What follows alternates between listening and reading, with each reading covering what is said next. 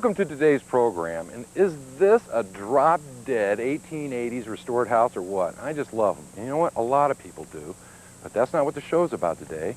It's about reproduction houses.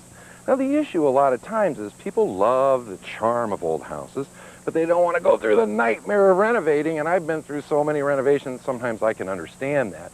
And, you know, interior spaces in old houses sometimes aren't real conducive to the way we live today. So what's the option? So I just can't understand why builders insist on calling houses something that they're really not. I mean, they're just like mishmashes. It's awful. Why can't builders build stuff that's more accurate? I mean, it doesn't cost any more. Can they do it?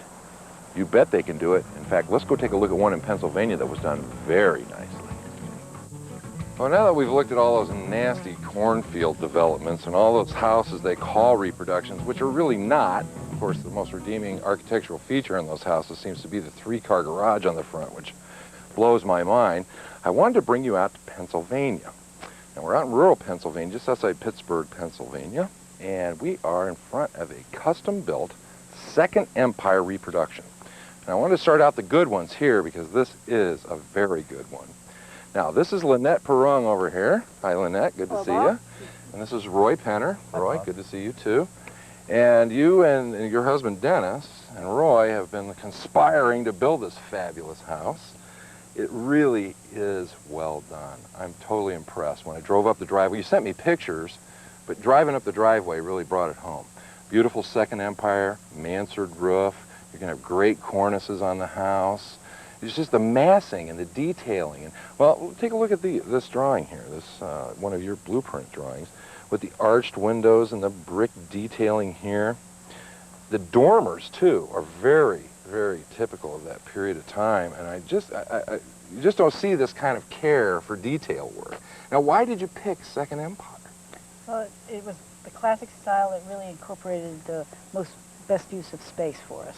Yeah, now is that you talking? No, that's my husband. But Dennis was really enthralled with this style Yes, from the very beginning, and you're with the program now too, huh? Oh yes, I'm a real proponent of using all the space you can. I see a little bit in the walls, and I think, well, maybe I'll put something else there. Right.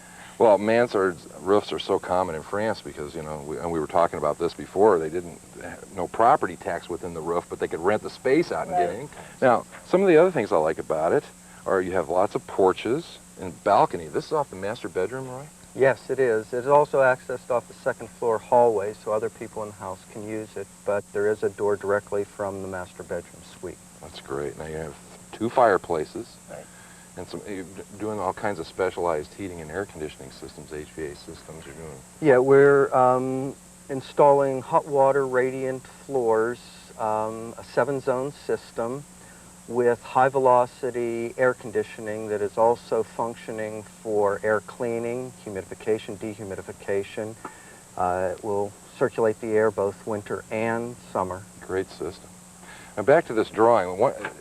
The whole house is brick. And that is also very typical of that period, of course. And as I've been driving around in Pittsburgh and outside the area, brick seems to be a fairly predominant building material out here, more so than back in the Midwest where we live. But you're also going to do all this brick detailing over the tops of the windows, and that will really punch them out. Mm-hmm. It's part of the vocabulary of this style are these window heads, and we use the brick to create that piece of the style. Is this one of the more unique houses that you've helped design as an architect? It is a unique house, although we've done several very unique homes. Well, don't let him get away with that, Lynette. All right, how many square feet about? Oh, about a little over 3,200. 3,200, and you were saying with all every systems, the septic, getting the well finished off and everything up in the high 300 range. Right. Actually, for that kind of square footage for a brand new house that is so careful in the detailing of reproducing that whole Second Empire, I think that's really pretty good. You've done a great job, both of you. Thank you so much for letting us come out and take a peek. Thank you, Bob. Roy, my pleasure.